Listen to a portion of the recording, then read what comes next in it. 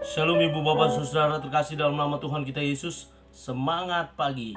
Bertemu kembali di channel Rionando Butar-Butar dalam khotbah 5 menit aja toko 5 untuk renungan harian. Renungan pada hari ini saya ambil dari kitab 1 Korintus pasal yang ke-10 ayat yang ke-23. Demikian kesaksian firman Tuhan.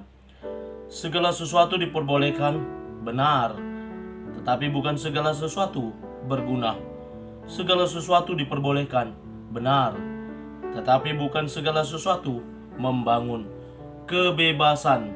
Ibu bapak saudara terkasih dalam nama Tuhan kita Yesus, saya ingat ada sebuah lirik lagu Iwake, bebas, lepas, ku tinggalkan semua beban di hatiku, melayang ku melayang jauh. Kebebasan merupakan hal yang sangat diinginkan oleh orang, dan ketika seseorang bebas, maka dia merasa melayang jauh dari apa yang telah mengekangnya. Karena kebebasan itu merupakan bagian dari yang sangat diinginkan, diidam-idamkan orang. Namun ketika kebebasan tersebut kebablasan, kelewatan, ini yang menjadi masalah. Semua dianggap, ya bebas, kita sekarang sudah bebas, kita sekarang sudah boleh melakukan apa saja. Ini yang menjadi persoalan. Ibu bapak saudara terkasih dalam nama Tuhan kita Yesus, benar di jemaat Korintus juga terjadi perselisihan terkait makanan, terkait penyembahan berhala. Ada yang bilang ketika kita sudah menerima karunia keselamatan daripada Tuhan, maka kita akan bebas makan apa saja. Semua jenis makanan bisa kita santap, kita lahap. Tidak ada lagi halangan yang menyatakan itu haram. Maka kita semua melakukannya bebas. Sehingga ini menjadi batu sandungan bagi orang lain yang menganggap, memilih, saya tidak boleh makan ini, saya tidak boleh makan ini. Dan terjadilah perselisihan di sana. Sama juga orang-orang yang melakukan penyembahan berhala, makanan dari penyembahan berhala boleh dimakan lagi atau tidak. Atau orang yang suka melakukan penyembahan berhala, bagaimana kalau kita makan di tempat mereka? Permasalahan makan dan penyembahan berhala itu yang terjadi pada saat itu. Dan surat ini dituliskan Rasul Paulus untuk menguatkan mereka, mengingatkan mereka betapa lebih memilih yang utama, yang terbaik. Itulah yang dimaksudkan oleh Paulus. Dari nats ini, kebebasan seperti yang saya sampaikan tadi.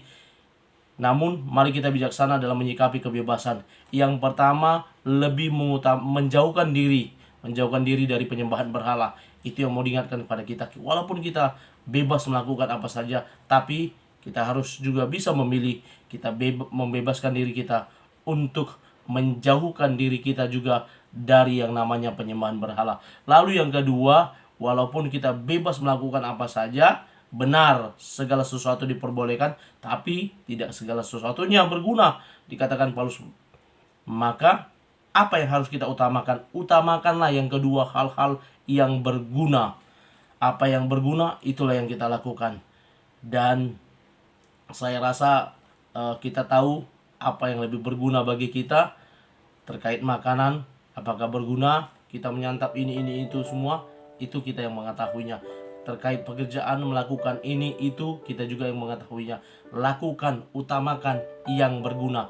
Lalu yang ketiga, dinyatakan di dalam nats ini, walaupun kita bebas melakukan apa saja, namun utamakanlah hal yang membangun. Bukan melakukan apa saja tapi tidak membangun, tidak memberkati orang lain. Paulus mengingatkan mereka, jangan hanya sibuk soal makan dan minum, soal penyembahan berhala, tapi mereka lupa untuk saling mengingatkan satu sama lain. Mereka lupa untuk saling menasihati satu sama yang lain. Mereka lupa untuk peduli terhadap sesama. Ini yang mau diingatkan oleh Rasul Paulus, agar mereka tidak bebas yang kebablasan, yang kelewatan, sehingga mereka tidak mempedulikan orang lain. Mari ibu bapak saudara terkasih, kiranya nats ini juga boleh mengingatkan kita, menjadi renungan bagi kita. Benar, kita sekarang sudah dibebaskan karena karya keselamatan yang diberikan Tuhan Yesus Kristus. Namun keselamatan tersebut tidak menjadikan kita bebas atau lupa mengerjakan apa yang paling penting dan utama. Mari kita kerjakan yang berguna dan membangun. Kiranya firman Tuhan ini juga boleh berguna dan membangun bagi Bapak Ibu Saudara terkasih yang mendengarkannya. Selamat beraktivitas. Tuhan Yesus memberkati. Shalom.